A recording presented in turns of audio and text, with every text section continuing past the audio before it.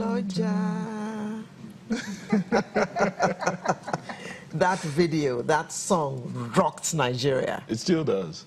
Good Lord. Well, I'm not going to let the cat out of the bag, am I? Nah. Okay. Well, Janet. No, you didn't see Janet in that video. No?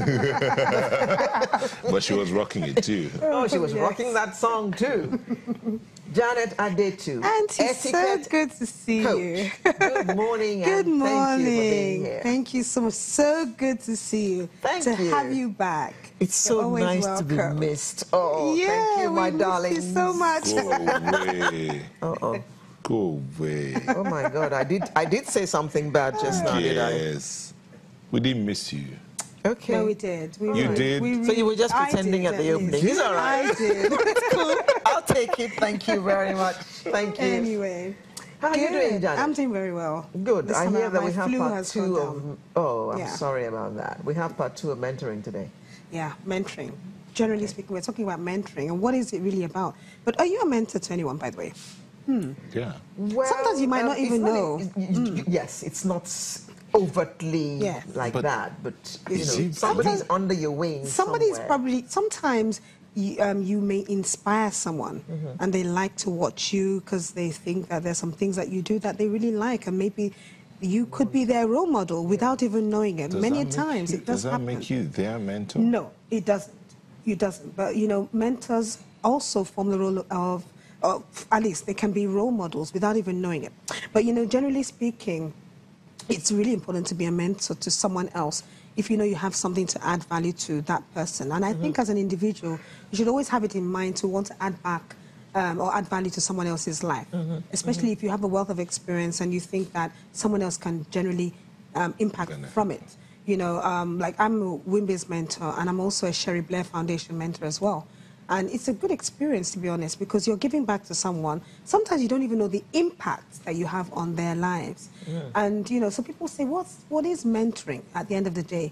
And it's a relationship between two people, most times a professional relationship, where an experienced person shares knowledge, advice, you know, things that they have gone through with a less experienced person. So the experienced person is called the mentor. That person comes with a wealth of experience, and the less experienced person is the mentee. And ultimately, what you're trying to do, you're trying to enhance the personal and professional growth of the less experienced person. Because you come from a wealth of knowledge where you've been there, you've done that. You are what they would consider a trusted advisor. And again, like I said, you will be their role model. And most times you wonder, okay, how do you become a mentor? Sometimes people can come up to you and ask you, can you be my mentor? A lot of it has to do with whether you have the time, you know, and whether you really like the idea of mentoring and you think you can. Maybe there are a group of people that you think, oh, I think I can impact them. But then it's usually a one-on-one relationship with two people, or it can even be a group mentoring session where you mentor a group of people, you know, with like minds, or it could even be an executive mentorship program where you're dealing with people who are experienced people, but you are slightly more experienced than them. You may be the CEO, and you're mentoring senior executives, right? Or it could be organizational. Yes. So what is it that you actually do? Talk to them? So this is it. You have a group of, so for example, my Sherry Blair mentee is actually in Vietnam. I have never met her before, but we do Skype, all right? And it's because she's running her own business and she has challenges and she's gaining some wealth of knowledge from my experience because I'm also into mentoring. With mentoring, really, you should be in the same industry or the same field so that you can impact that person. Sometimes you want to go into a certain business line, and I always say, find someone who's been there before, who's done it, because so you can gain from their errors, you know. And so ideally what you're trying to do, so as a mentor, I even say you, M, you will actually manage the relationship, E, you will encourage them, N, you will nurture, T, you will teach, O, you will offer. Start again. M? Mentor, I'm saying to make it easier. M, as a mentor, you're going to manage the relationship and make sure it is professional. E, you're going to always encourage that mentee in any way you can to help them reach their goals, all right?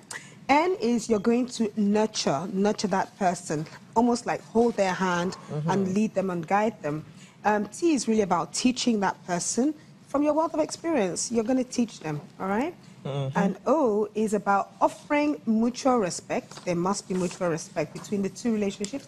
And R is responding to the needs of that mentee. What are their needs? And that's what you're going to deal with. Now, somebody says, okay, what's the difference between being a mentor and a coach? Sorry, what's the R? What's the responding to the needs of that mentee or that less experienced person. So somebody will say, well, okay, I've heard of coaching, but is there a difference between coaching and mentoring? Yeah, with mentoring, it's really about what do you want to achieve. It's all about the future, and it's all about helping them develop their goal, identifying the goal and helping them reach that goal. As a coach, it's really all about how do you want to get there. So you want to achieve this thing, and you're asking them, what do you want to do? How do you want to get there? The coach will actually direct your steps to helping you get to that goal. And it's usually now. I want to achieve that thing now, not next week or not next year. It's something that I'm planning to do this year, and it's a now thing, all right? And really, with a coach, you're trying to improve that person's skills. Then you ask me, what does a counselor do? A counselor is actually asking you why. A counselor is past. You know, you did these things, but you didn't get it right. Let's find out why you didn't get it right. So they're just trying to adjust and find out the loopholes that you made. But you know, but a mentor, for instance, could identify. He could be the managing director of a company, let's say, and some fresh intakes have just come in. Right. And he identifies somebody who has this potential that only he can see. He can then take this person under his wing and mentor him so that in 10, 15 years' time, he takes over as managing director of the company. Is that a plausible